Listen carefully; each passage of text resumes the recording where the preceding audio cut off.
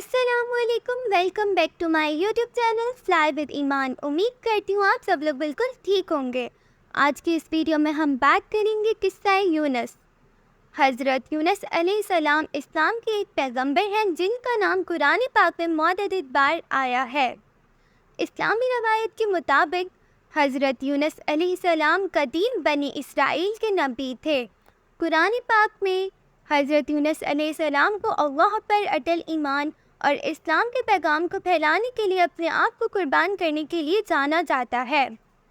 حضرت یونس علیہ السلام کا قصہ قرآنی سورہ میں بھی مذکور ہے، جس کا عنوان ہے سورہ یونس۔ سورہ یونس قرآن پاک کے 10ویں باب میں ہے۔ حضرت یونس علیہ السلام نے قدیم میسوپوٹیمیا، موجودہ عراق کے شہر نینوا کے لوگوں کو اسلام کا پیغام دیا، تاہم نینوا کے لوگوں نے حضرت یونس علیہ السلام کے پیغام کو رد کر دیا اور توبہ اور اللہ کی طرف رجوع کرنے سے انکار کر دیا۔ انہوں نے کہا کہ ہم اور ہمارے آباء و اجداد کئی برسوں سے ان دیوتاؤں کی پرستش کرتے رہے ہیں اور ہمیں کوئی نقصان نہیں پہنچا۔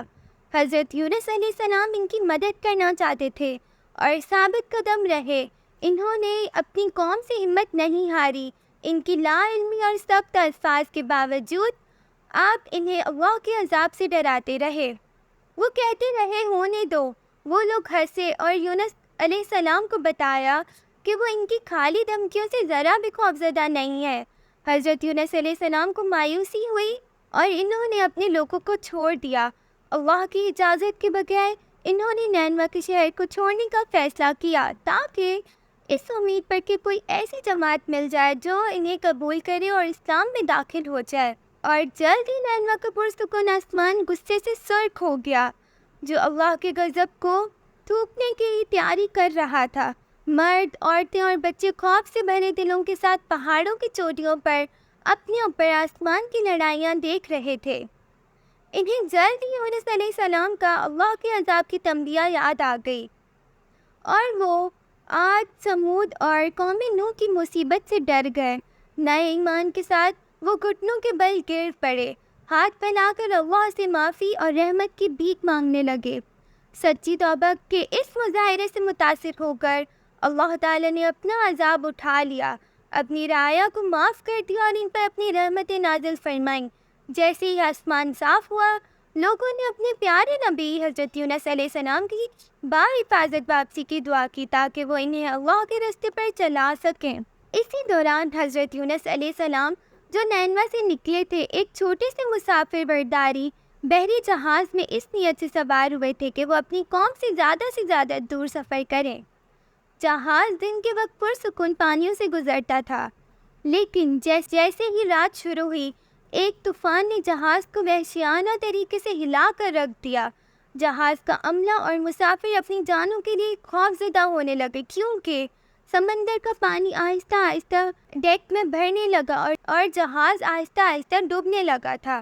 جیسے ہی طوفان رات بھر جاری رہا، جہاز کے کپتان نے اپنے آدمیوں کو حکم دیا کہ وہ سامان اور دیگر تمام اضافی بوجھ کو باہر پھینک دے تاکہ جہاز کا بوجھ ہلکا ہو۔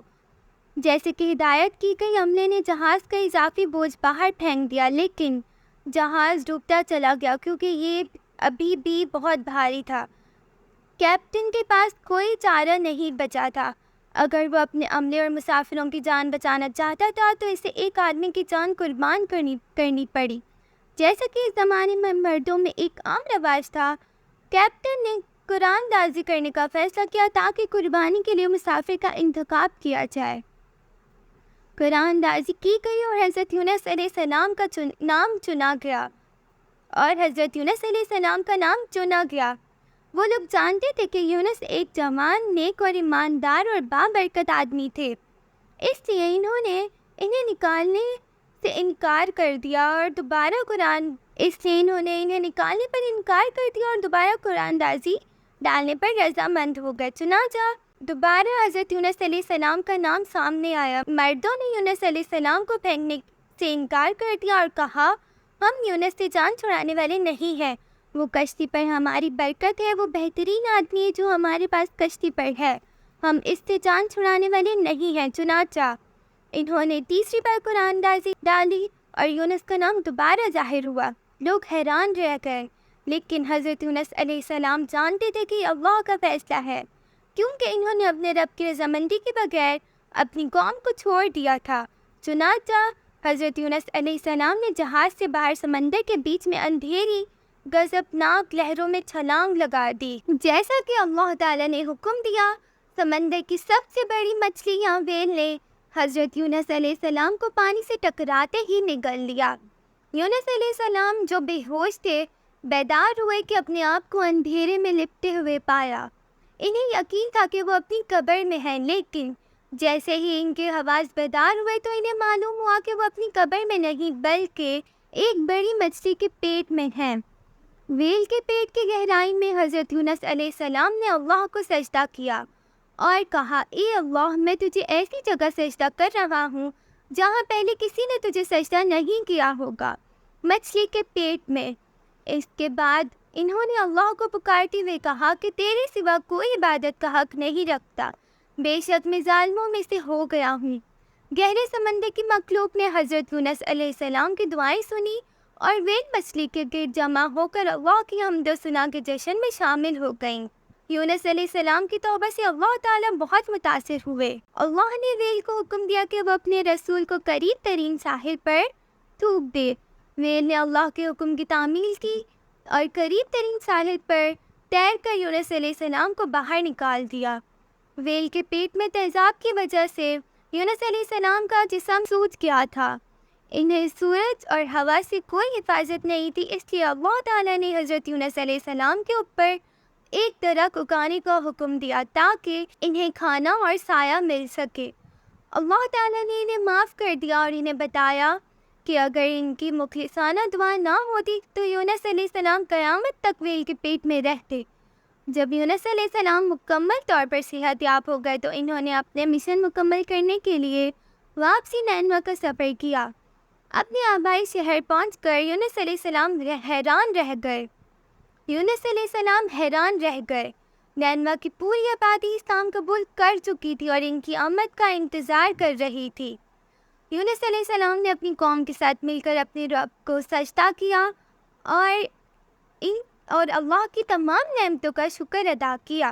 یونس علیہ السلام واحد پیغمبر تھے جن کی پوری امت نے اسلام قبول کیا تھا۔ اللہ تعالیٰ نے قرآن پاک میں یونس ابن متی کی قوم کے بارے میں فرمایا، کیا کوئی بستی ایسی تھی جو عذاب کو دیکھ کر ایمان لے آئے اور اس وقت ان کے ایمان نے انہیں عذاب سے بچا لیا؟ جواب کوئی نہیں ہے سوائے یونس کی قوم کے۔ جب وہ ایمان لے آئے تو ہم نے دنیا کی زندگی میں ان سے رسوائی کا عذاب ہٹا دیا اور انہیں تھوڑی دیر تک فائدہ اٹھانے دیا۔ سبحان اللہ۔ ہمارے اس چینل کو سبسکرائب کریں اور بیل آئیکن کو کلک کرنا مت بھولیے گا۔ جزاک اللہ۔